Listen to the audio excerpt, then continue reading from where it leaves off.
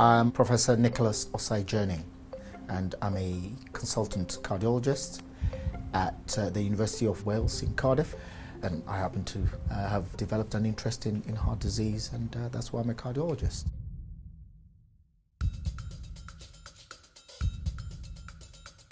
The heart consists of different structures.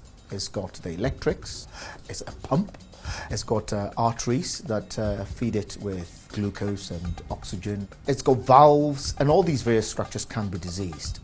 So when one refers to heart disease, I suppose they're generally talking about the arteries and the furring of the arteries. And the reason why arteries fur up is a relationship between genetics or family history and what is known as environmental factors. We're talking about cigarette smoking, we're talking about high blood pressure, we're talking about diabetes, cholesterol, and being overweight. If you've got disease of one area of your arteries, you're more likely to have it in another place. The same processes that leads to furring up of arteries in the heart are exactly the same processes that lead to furring up of arteries in the brain, in the kidney, in your legs, and indeed in every other part of your body. You often find that erectile dysfunction is the first sign of vascular disease in general, but heart disease in particular.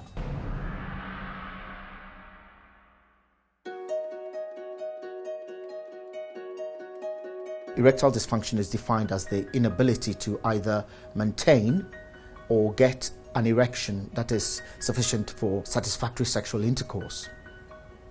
75 to 80% of those is because of something related to the arteries that supply the penis. When the arteries supplying the penis start to fur up, because the size is so small, you very rapidly get erectile problems. There is a UK study suggesting 13% of all men have erectile dysfunction. If you look at diabetes, anything from 50 to 75% of diabetics have got erectile dysfunction. In my own study of patients in our cardiac rehab, that was 60% of our cardiac patients have got erectile dysfunction. There's a crucial message. A man with erectile dysfunction has got vascular disease until proven otherwise. The flashing lights ought to come up as soon as you get problems with erectile dysfunction, because the clock has started ticking. You are a ticking time bomb.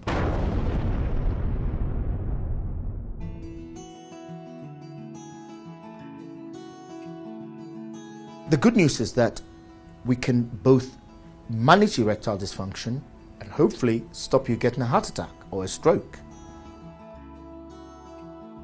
The first thing in terms of managing erectile dysfunction is managing your risk factors. You say to a man, look, stop smoking, otherwise you're going to get a heart attack. They don't listen, they're not interested. You tell a man, look, you're going to lose your erections, and they sit up and listen. If you smoke, you've got to stop smoking. Diet and exercise is crucial to keep both your blood pressure down, your weight down.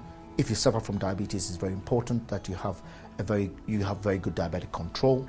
There are tablets that you can take to help both the heart and your erectile problems. But if the arteries are totally clogged up, no amount of tablets is going to work on their own. I mean, it's the same as the heart.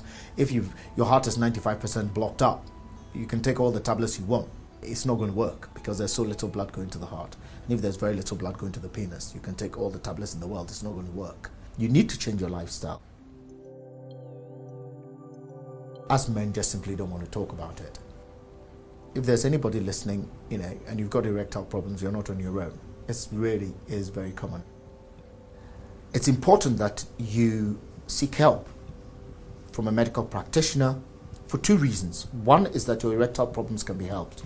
But more importantly, use that as a warning sign, because it is a warning sign that there may be something more important going on in the rest of your blood vessels, particularly to do with the heart.